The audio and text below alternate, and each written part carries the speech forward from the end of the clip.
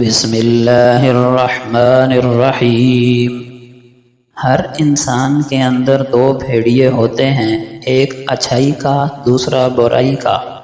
غالب وہی رہتا ہے جسے ہم کھلاتے پلاتے رہیں۔ اکثر لوگ بدتمیزی اور بد اخلاقی کو صاف دل ہونا کہتے ہیں، حالانکہ یہ سراسر جہالت ہے۔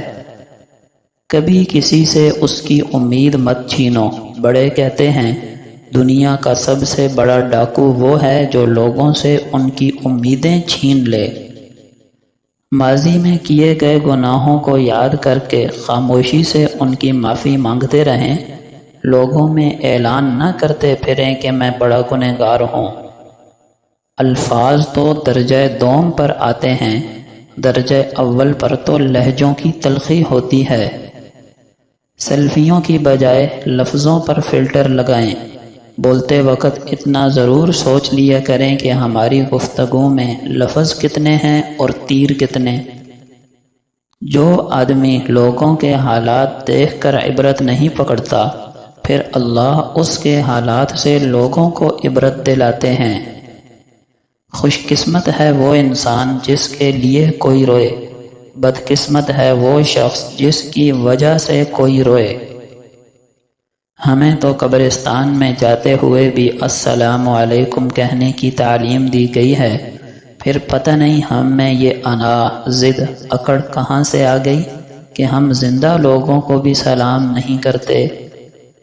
چار چیزیں رزق کو بڑھاتی ہیں: تہجد کی نماز پڑھنا، کثرت سے استغفار کرنا، کثرت سے صدقہ دینا، کثرت سے اللہ کا ذکر کرنا۔ جو شخص برداشت کرنے کا فن جانتا ہو، وہ زندگی کی کوئی جنگ ہار نہیں سکتا۔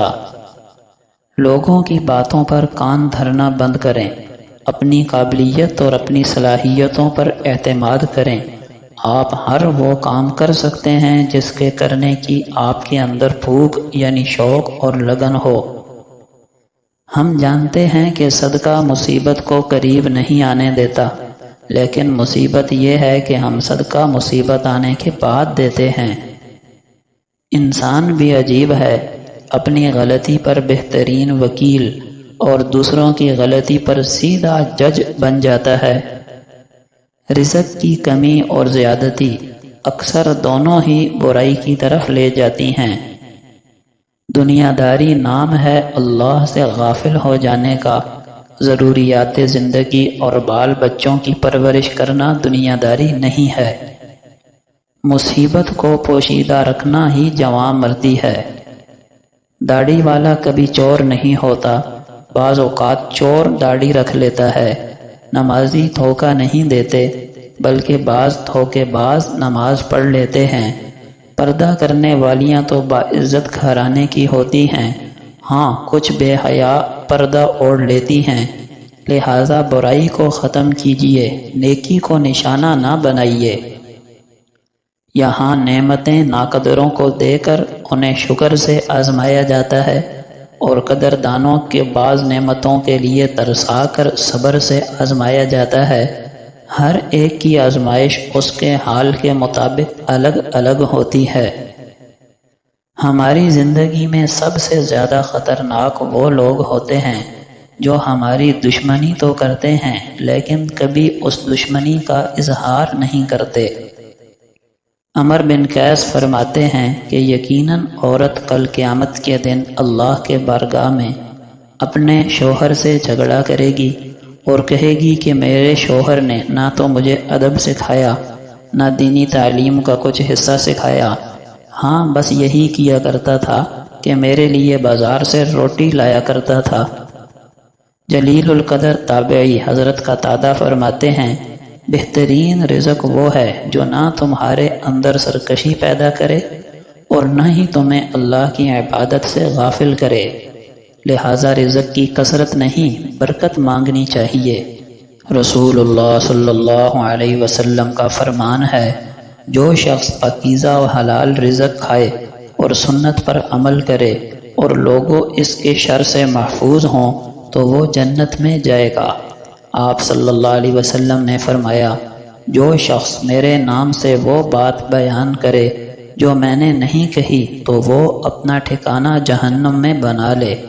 نبی کریم صلی اللہ علیہ وسلم سے پوچھا گیا کون سے وقت کی دعا زیادہ قبول ہوتی ہے؟ آپ صلی اللہ علیہ وسلم نے فرمایا رات کے آخری حصے میں، یعنی تہجد کے وقت اور فرض نمازوں کے بعد۔ آپ صلی اللہ علیہ وسلم نے فرمایا جب انسان مر جاتا ہے تو اس کے عمل کا سلسلہ بند ہو جاتا ہے سوائے 3 چیزوں کے، ایک صدقہ جاریہ، دوسرا ایسا علم جس سے لوگ فائدہ اٹھائیں، تیسرا نیک صالح اولاد جو اس کے لیے دعا کرے۔ آپ صلی اللہ علیہ وسلم نے فرمایا مسلمان جب بھی کسی پریشانی، بیماری، رنج و ملال، تکلیف اور غم میں مبتلا ہو جاتا ہے، یہاں تک کہ اگر اسے کوئی کانٹا بھی چبھ جائے تو اللہ تعالیٰ اسے اس کے گناہوں کا کفارہ بنا دیتے ہیں۔ آپ صلی اللہ علیہ وسلم نے فرمایا سورہ اخلاص یعنی قل هو اللہ احد 1/3 قرآن کے برابر ہے۔ جس نے 10 مرتبہ مکمل سورہ اخلاص پڑھی اللہ اس کے لیے جنت میں ایک محل تعمیر کر دیتے ہیں۔